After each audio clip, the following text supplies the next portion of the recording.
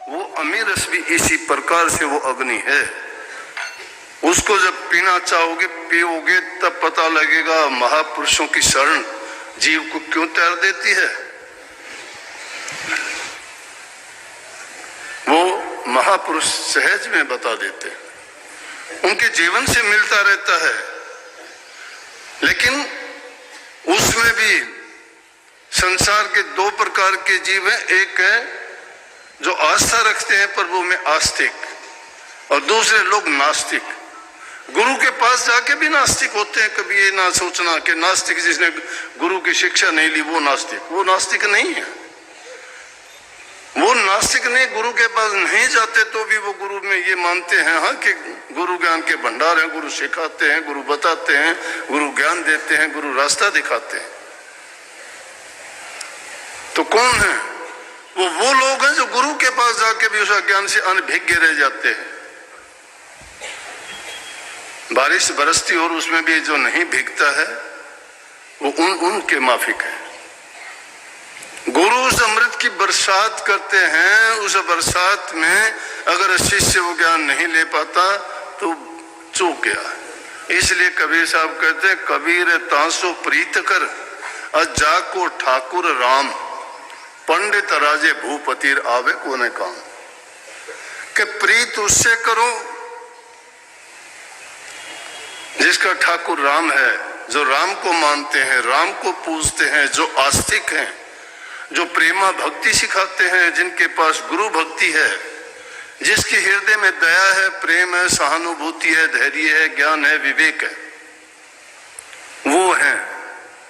उनसे प्रीत करो आप। लेकिन हम प्रीत किससे करते हैं? दुनियादारों से।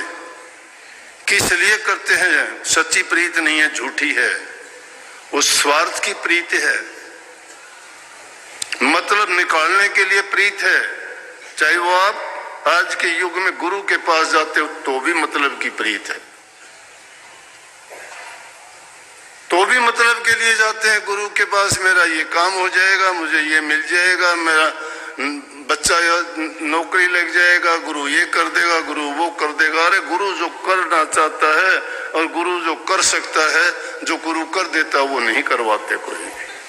लेकिन हम जो इसमें जिक्र आया कि दो घोड़ों पर हमने सवार कोई नहीं देखा।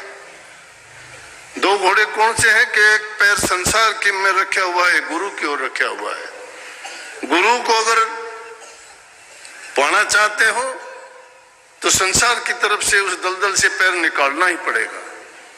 एक पैर दलदल में फंसा रखा है, दूसरा उस घोड़े की तरफ धरना चाहते हो जो मंजिल की ओर जाना चाहता है। लेकिन दोनों साथ साथ नहीं चलते, दोनों विरोधी रास्ते हैं उनके। इसलिए अपने मन को एक तरफ लगाओ, भक्ति करो तो कुल नहीं, कुल बिन भक्ति ना हो। देखो ये कितनी कमाल की बात कबीर साहब ने कही कि भक्ति करोगे तो कुल नहीं है। कहने का मतलब कि ये जब तक भक्ति ही करना चाहते हो और उस तरफ से कुल के बने बैठे हो कि मैं ऊंचे खानदान से हूं, मैं उस वंश का हूं, मैं इतना धनवान हूं, मैं उस बड़े अमीर आदमी का बेटा हूं, ये है कुल। अब उस कुल को कैसे त्याग दोगे?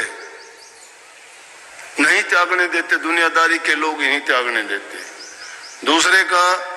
दूसरा आदमी कोई बन जाता है तो कहते हैं बहुत अच्छा है, लेकिन खुद का बच्चा अगर तुम्हारा जाना चाहता है तो कहते हो कि ना, भक्ति की ओर नहीं जाना, अपने गृहस्थ में ही फंसे रहो। वो नहीं चाहते कि न कहेंगे मेरा तो एक बच्चा है, वो अगर इस काम में लग गया तो मेरी तो दुनिया उजड़ गई। लेकिन ये दुनिया तो फिर भी उजड़नी है।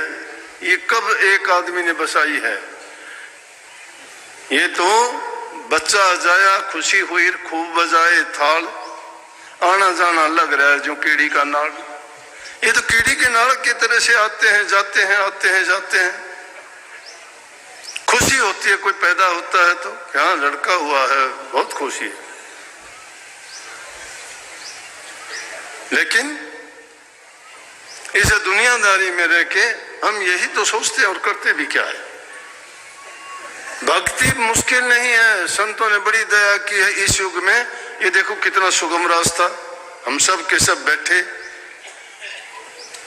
अपने इंतजार में हैं